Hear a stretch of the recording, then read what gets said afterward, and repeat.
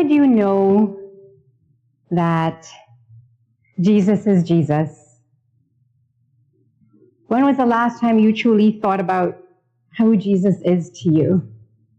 When I read this passage, I was remembering when my son Joshua, who's now 24, was about 5, and we had just come back from church. We went over to see his grandparents, and his grandfather asked him, well, did you speak to Jesus today? And Joshua said, I didn't see Jesus at church today. So what would make you feel like Jesus was at church today? What would make you feel that you had an encounter with Jesus? Because I think that is one of the core things at the center of this scripture. Today, Jesus is talking to his disciples again, and he asks them a question, who do you say that I am? And who, of course, answers? Who answers the question? Peter. Of course, Peter. Peter answers. Peter's always ready to answer. If you haven't been here for the last few weeks, we have been taking a journey with the disciples, with Peter especially as our guide. We've been looking at what Peter has been like as a disciple, so we can learn from Peter what it means to be a disciple. And we see how Jesus responds to Peter's failures and Peter's moments of growth. We're seeing how Jesus walks with Peter on his journey. And by the way, if you notice around the sanctuary, there are images of different points in Peter's life as a disciple. We invite you, if you haven't as yet, to take a read of all the artist reflections on these statements, because they do center around our sermons this Lenten period.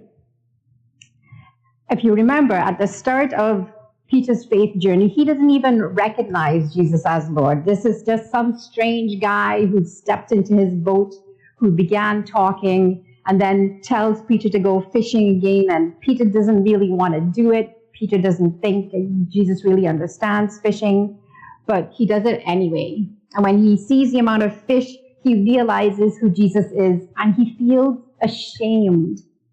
He tells Jesus to go away, but Jesus doesn't. Instead, Jesus invites him to follow him. That teaches us that sometimes we feel ashamed of who we are. We feel that we are not worthy, and yet still, Jesus invites us to follow him. Last week, we saw Peter put his foot in his mouth. Right there in the middle of a storm on a boat, and Jesus comes to them, and Peter is the one who says, hey, test my faith. Let me test you. Let me walk on water. And then he sinks. And then he calls out to Jesus, and Jesus pulls him out. And we think that's a sign of his faith. We think it's a sign of his failure of his faith when he sinks. We think it's a sign of his faith when he calls out to Jesus. And Jesus tells him, oh, you have a little faith. But maybe it's not because he sank, or not because he couldn't walk on water, or not because he was afraid, but maybe because he's teaching us that he is there with us in the good times and the bad, in the storm of our lives or in the calm of our lives. Jesus doesn't expect us to do extraordinary things like walk on water or anything else that we might think of as too beyond our means. He's just calling us to remember that he is there, present with us. And now here we are with the disciples once again, and Jesus is walking along, and they reach the area of Caesarea Philippi, which has been mentioned. So we have to wonder why. Why did this writer decide to mention this particular little tidbit, Caesarea Philippi? It's important because it has a history to it. It was a place with a solid foundation of pagan worship. They worshipped Baal, they worshipped the Greek god Pan, and then they were worshiping Emperor Caesar. Here's a map of where it is. It's all the way at the top there. And if you want to, you can take your left hand. I'll give you a guide to the map. So take your left hand out. Your thumb is kind of like where Egypt is. So imagine your left hand, the upper part of your thumb is where Egypt is. That little crescent in there in your hand will be where Gaza might be. Somewhere to the right of the fleshy part of your palm is where the Dead Sea might be. And if you go straight up, you'll come to the area of Galilee and the Sea of Galilee. Go further up, you're going to come to, in between all that, by the way, is Samaria. Above Samaria would be where Jerusalem is. So oftentimes you hear the scripture, they're going from, they're trying to cross over from Jerusalem. No, Jerusalem is down here. They're trying to cross over from Jerusalem to get to Galilee, but Samaria is in between and they can't, so they go around. So oftentimes Jesus will just go through Samaria to get to Galilee. Up here, if this is Galilee, up here on your ring finger, somewhere up there is where Caesarea Philippi is. So now you can kind of reference Israel on your map, ancient Israel on your map. Well, they're far from home. They're about 25 miles away. And this is where they stop. Because of that history, because of that pagan worship, because of that idolatry. And in that area in Caesarea Philippi was this little cave, a little grotto with a sign that said Gates of Hades to it. It was the name of the underworld in Greek mythology. And they had temples to other gods like Zeus and Baal and Caesar, like I said. So when Jesus comes to that region and he asks them that crucial question, who do you say the son, who do people say the Son of Man is? He wants to contrast all those different gods to the one true God. He wants to identify his mission, his desire to reach all people, to do away with false gods and idols. He's challenging the disciples to confess their faith in the one true Messiah. The site is where a lot of confusion had taken place. Who do we believe in? Who do we say is one true God? And he says, I am the one. God is the one. God has the power and the authority to overcome the gates of Hades and the gates of death. He asks, who do people say that the Son of Man is? It's kind of like a reverse game of headbands. Has anybody played headbands or heads up? Anybody know the game I'm talking about? All right. Well, if you don't, you're going to, because we're going to play it right now. Right? So we're going to play headbands, but we're going to play reverse headbands. So in headbands, one person wears a little headband and they have a card on top. And the person wearing the card has to guess what the card says. We're going to reverse that. You're going to get a card, so pick a volunteer, and the volunteer knows who's on the card. Everybody else on the table gets to ask a yes or no question once. So I have an example for you. I have a card that says Mary. So I'm going to hold it, and you can ask me, are you a man or woman? I'll say, or no, are you a woman? Yes, I'm a woman. Are you a man? No, I'm not a man. Are you, I don't know, are you a mother? Yes, and so on. So you're going to take 2 minutes. Just have fun with it. Pick who wants to hold the card and have everybody else guess. I'm going to give out cards to you. Everybody get that? Everybody understand the game? All right. If you're by yourselves, like you have two over there, maybe you can join forces. Entirely up to you. It'll be more fun. I'm going to give out cards. So we have 1, 2, 3, 4, 5, 6. I have enough. Who's my volunteer to guess? All right. Are you going to play by yourselves? You have who wants to be the one holding the card? Hey, make Andrew do it. Don't show anybody else your card. Do you want to join forces? Let's see. I'm going to... Who wants to be the guest, the one holding the card? I'll hold it. All right.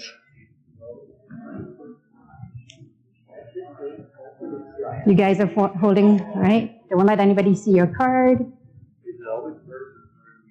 I'm not answering that question. Who's going to hold the card? You are... got some smart people here.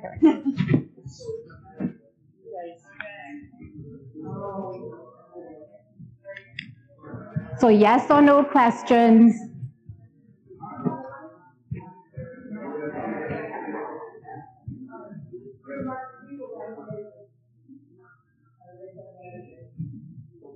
So they have to ask you yes or no questions. No, you don't have to do that because you're the only one who knows. Yeah. So.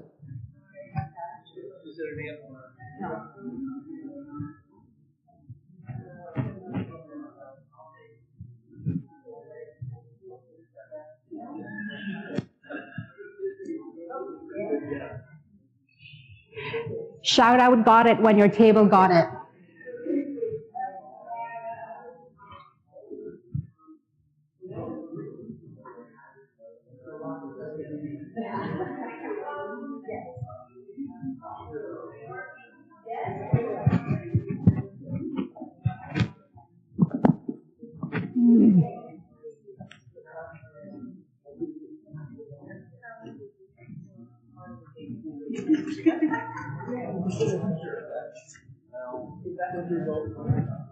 You guys are not playing.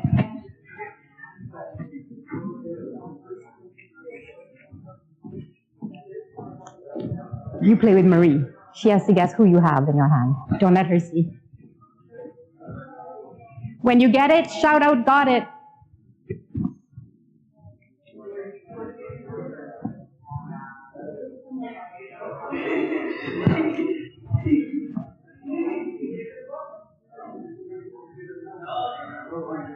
Was there a book named after One for Jeremiah. Yeah. You didn't think so? Would you have? You do. There is a book. There is a book? Yes. That was misleading. Sorry.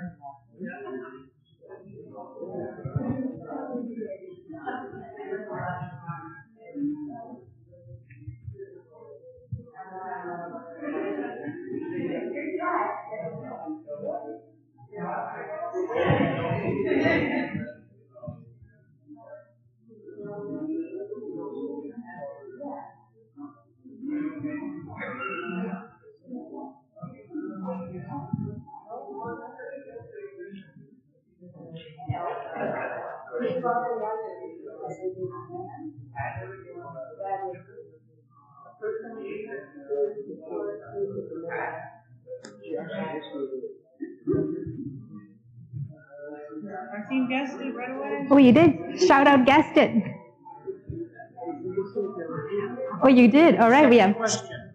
Very good. So we have two groups that got it. Oh, you got it. Awesome. I joined and then they guessed it. Oh, very good.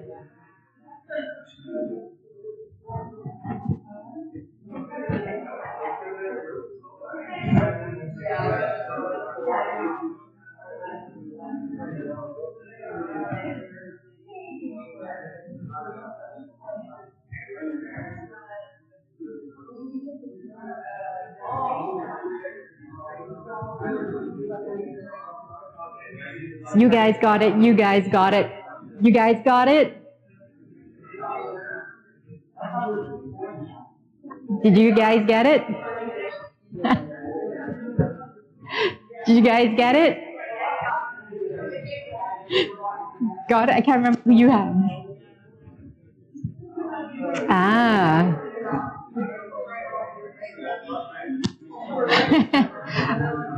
Awesome. All right. Okay. So did everybody get at their tables get it?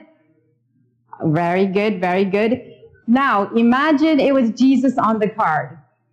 If you were the one having to guess that it was Jesus, what would the questions be? What would your yes or no questions be if Jesus was the one that you were trying to figure out? And what questions would you hope somebody would ask you so that you could say, yes, it's Jesus?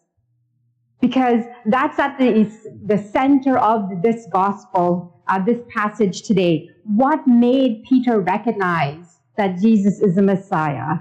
When he asked the disciples, who do you say the Son of Man is? He's not just being curious. He wants to know what they will say. He wants to know if they're getting it. Do they understand who he is, after seeing him do so many things, after listening to him deliver the Sermon on the Mount, would you ask, did he deliver the Sermon on the Mount?